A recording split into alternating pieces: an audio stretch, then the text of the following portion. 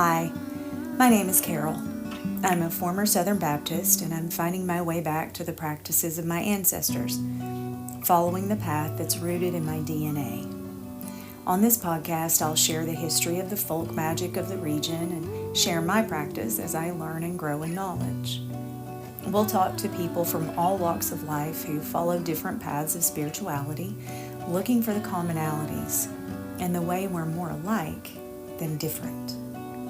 If you're searching for a way to connect to spirit, pick up your walking stick and let's get to exploring. As I write this, I'm hunkering down for a winter storm. My area is calling for snow, ice, and insanely cold temperatures. Winter isn't playing around. I'm doing my best to fight the seasonal depression, but this weather apocalypse isn't doing me any favors. One thing is for certain, though. The weather is forcing me to continue my rest period. I've reset my altar, made new candles, and had some really great meditation time.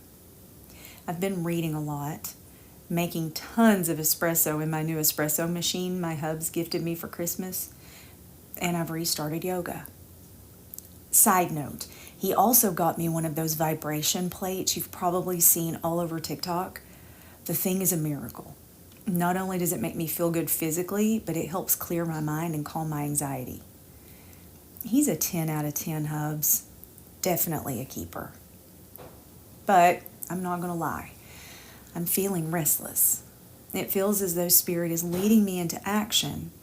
Here's the problem. I don't know what to do. I've firmly landed into what I can only describe as writer's block. I know I'm being called. I know I'm realizing power. I just don't know what to do next. Now, I've got a couple of ways I could go right now. I could throw up my hands, say to hell with all of it, and try to go back to my life before. The problem with that is I know too much. It's like watching my stepkids realize Santa isn't a jolly old elf from the North Pole, which happened this year. You can't force yourself to believe something that you know beyond a shadow of a doubt isn't true. And the fact is, I know my connection with spirit is real. I've had conversations with goddesses, for heaven's sake. Do I chalk all that up to delusion, pretend my mind was playing tricks? How do I explain the people I've spoken with all my life? The ones who are no longer living earthside. Childhood fantasy? Too much candy before bed? Insane imagination? Of course not. There have been too many instances in my life when normal, banal explanations just can't explain anything.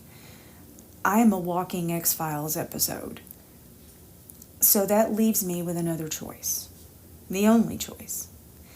I have to lean into it. I have to power through, to reach out and find out where I go from here.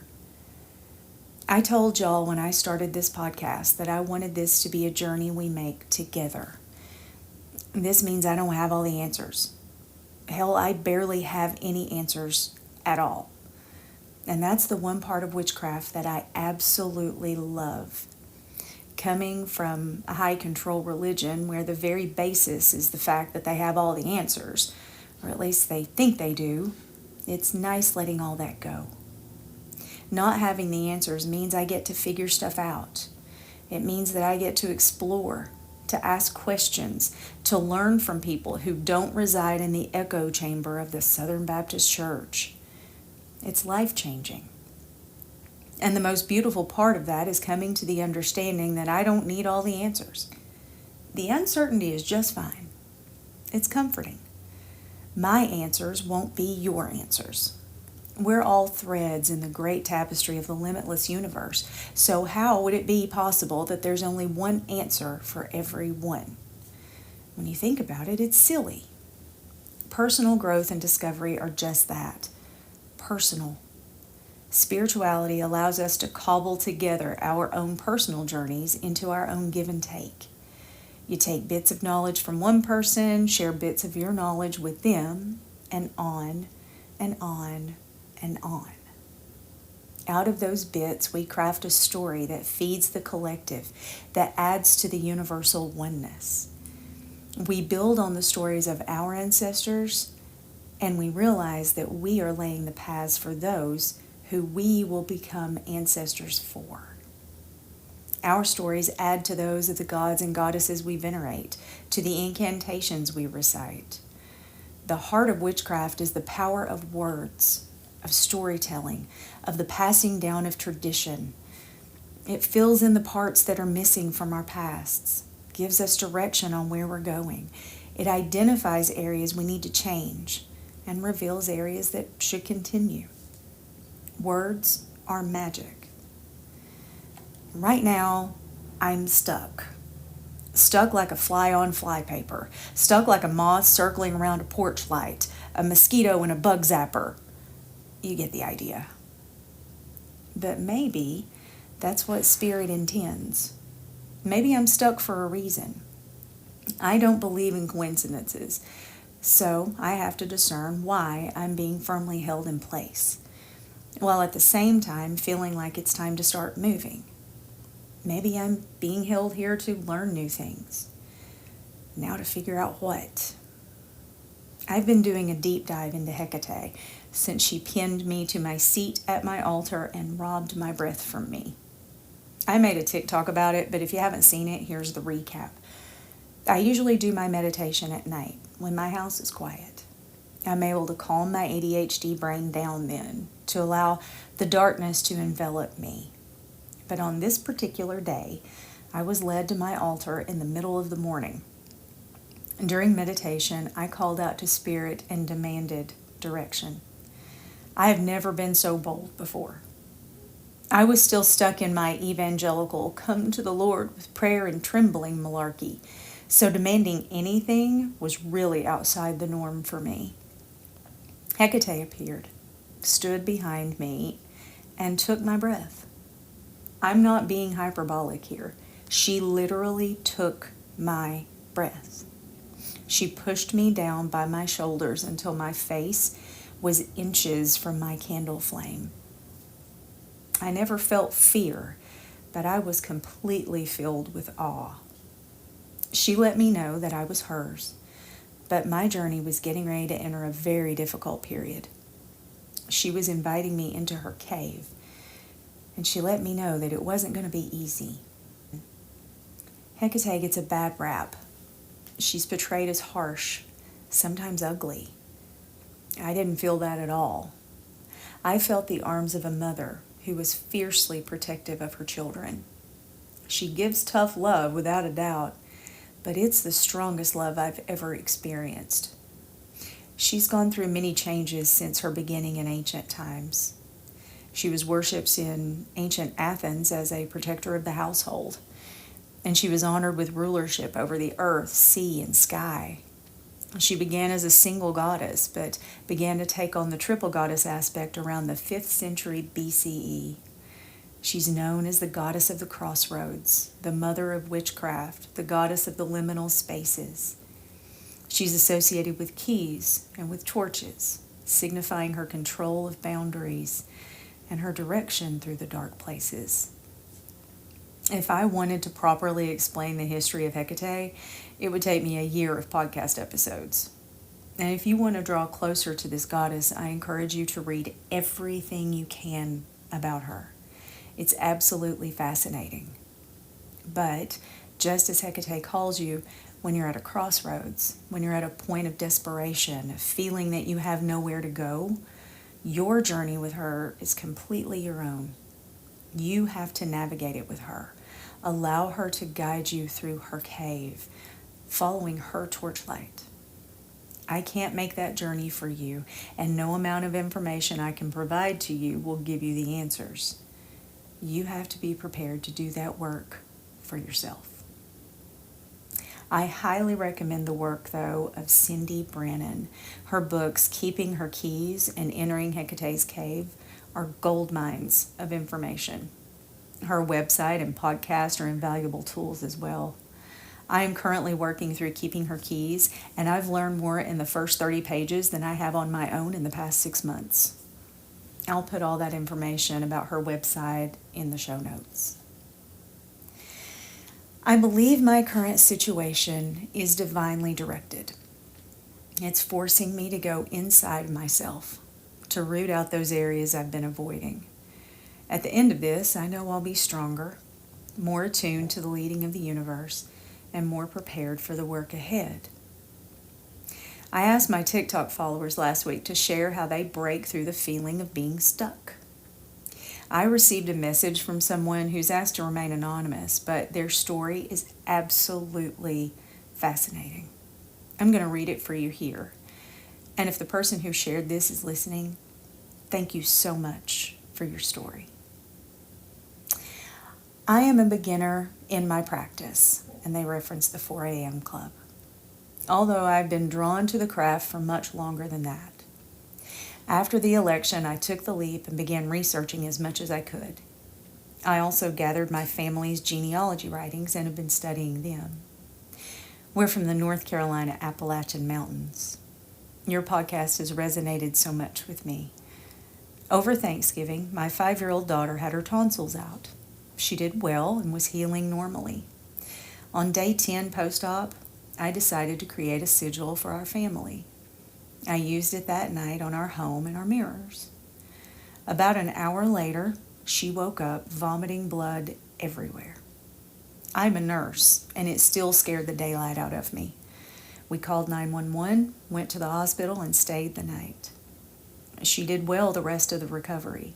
The doctor said there was about a 2% chance of a post-op bleed when the scab started coming off. Well, all I knew was I had dabbled in witchcraft, tried to protect my family, and then my child woke up spewing blood. I was frozen. I thought I had caused it. Either I did something wrong, or worse, this was a punishment from God for dealing with magic. I'm deconstructing from a Baptist upbringing. It took an entire month of me not touching a candle, a crystal. I stopped wearing my necklace. I didn't read any of my research books. I was too scared to do anything else. I was stuck. This morning, I was dusting my dresser and noticed a dime on the corner. As I was cleaning things and organizing, I went to put it in my wallet and realized it was a Canadian dime. I texted my husband, and he had no clue where it came from. I live in North Carolina. I also don't deal in cash or change. I felt very strongly that this was here to catch my eye. I placed it on my hearth, which was still set up in the kitchen, and went about my business, but I just couldn't get it off my mind. So I went back and I lit a candle for the first time since my daughter had her bleed, and I just stood. I spent time in the space I was so scared of. I don't know where the coin came from, how it got here, or who delivered it, but I feel like it brought me back to my hearth and hopefully back to my craft. This story blew me away. As someone who left the Baptist faith, I know firsthand how hard it is to dismantle the theology that is stuck in my brain like cement. For this amazing person to be able to break that hold shows a strength that's almost miraculous. It would be easy for me to pull a bunch of articles off the internet about how to get unstuck spiritually, but for me, a Canadian dime did more than all of Google ever could. This story is full of perseverance, even through doubt and fear. It shows how strong the pull of the craft can be, even when challenges arise. My old Christian self would say it was the pull of the devil trying to lead me down the path of damnation. Now I understand that the universe doesn't pull us to achieve some kind of evil master plan. The universe has no ulterior motive. It's not trying to take control of people to turn them into mindless robots. Evangelical Christianity has the corner on that market anyway. The universe pulls us to her so we can realize the best versions of ourselves. She pulls us to her so we can contribute to the overall growth and betterment of society as a whole. And we do that by growing and learning, and by healing ourselves on an individual level. Spirit doesn't want to control us. She wants to walk with us. Spirit doesn't see us as subjects. Spirit knows we are equals who are all on different levels of understanding. She is Mother, and we are her children, not less than, just less experienced. She holds our hands as we learn to walk, and she pushes us to take the leap into the skies. So, as I sit here, feeling a bit stuck, I have a choice to make. I can whine, or I can work. I choose to work. Nothing said your witchcraft path would be easy. Let's face it, those who say their path has always been easy are probably not following a practice anyway. They post cute little pictures, light an incense stick every now and then, and make "so mote it be" comments on Instagram posts. But if you're on a path, understand that it will be difficult at times. You will become disillusioned, scattered, afraid, frustrated, and every other emotion you can name. You'll make changes, and you'll add to and take away. You will not be the same person tomorrow as you are today. But through all of it, you will learn. You will adapt. You will learn from others. You will dig deep and learn from yourself. But through all of it, you will continue, because you are a witch, and at some point you will not be stuck. You'll begin to experience an awakening of your skills, your gifts, and when that happens, you'll look back at this time with gratitude, because you'll realize this moment propelled you to where you are. We don't become the best versions of ourselves by always experiencing the high. We have to walk through the valleys. We have to pass through the caves. If you always stand in the sun, the colors become washed out and muted. Our cave experiences adjust our focus and allow us to notice the details we would have missed in the brightness of the day. So, if you're stuck, lean into it. Read more. Drink more tea. Talk to friends. Reach out to those who practice. But most of all, remember who you are. You are a child of Spirit, part of that same Spirit yourself. You are not a failure, you're not doing anything wrong, and you are not being punished. So take it easy on yourself. I know that I'm my own worst enemy, and when things seem off or I'm not experiencing things the way I feel I should, I get upset. Blame my Scorpio energy. The biggest lesson I've learned so far on this journey is that I have to be willing to let go of the reins every now and then and understand that I don't have all the answers. So for now, I'm inside Hecate's cave. I'm safe and warm, and she is here. And I know she will lead me out when it's time. Until then, I'm going to sit and watch the snow fall outside with the assurance that spring will come when she is good and ready. Thank you so much for joining me on Solitary Magic. If you have a story you'd like to share, email it to me. I would love to hear from you. Check out the show notes for links.